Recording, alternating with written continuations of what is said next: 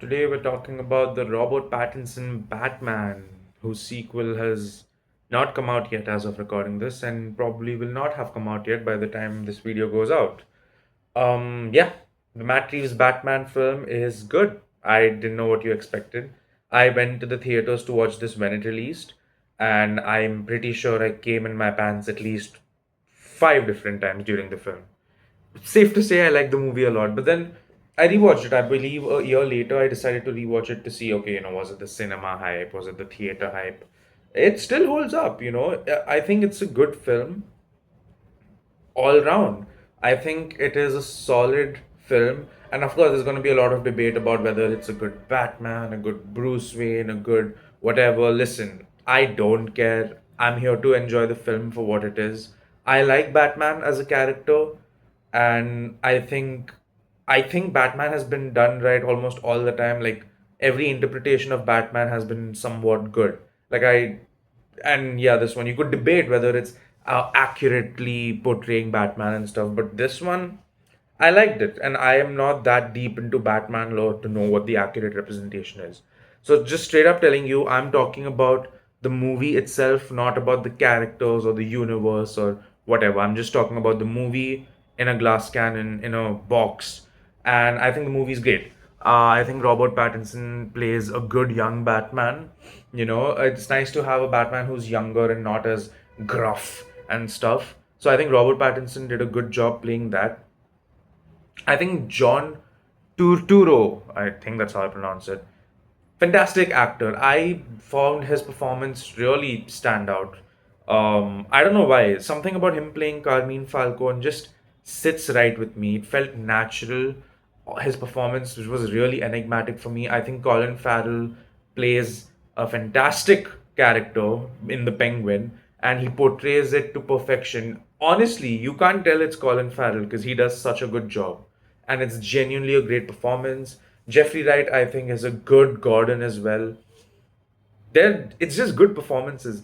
Zoe Kravitz, like she's fine. I kind of had a crush on her when the movie came out, and then she did something to her face now, so now she looks weird. Her face is like, I think it's that celebrity plastic stuff they do. So I don't know what she did, and honestly, she's not that significant in the film. Like yeah, she's hot, but like she's not. Like she's good for the movie, but her performance is not like out and beyond. And Robert Pattinson as well. Like he's good for the movie, but it's not like he's acting his ass off as much as Colin Farrell. I think Colin Farrell is actually the best actor in the film, no joke. And he's not even the titular character, he's literally the penguin. And he's not even the main antagonist if you think about it.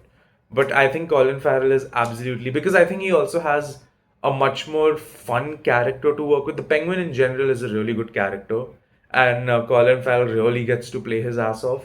I think, again, John Turturro also plays a fantastic character in Carmine Falcone and plays it really well.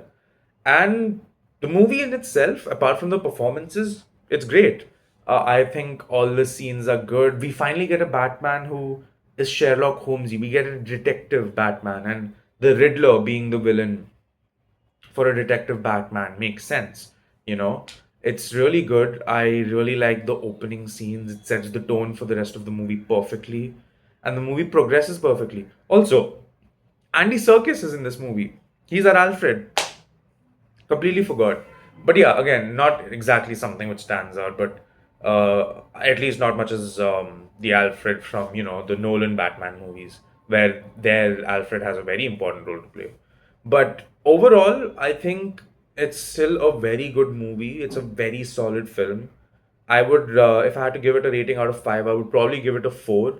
It's genuinely a good film. It has great music, great scenes. It gets you excited. If you didn't get to watch this in the theaters, I do feel bad for you because it is a very good theater experience, but it's not exemplified because of the theater experience, because I watched it after like a year later, and it was still a pretty solid film to watch just sitting and watching it on your laptop. So all in all, a solid film. It's strong 4 out of 5.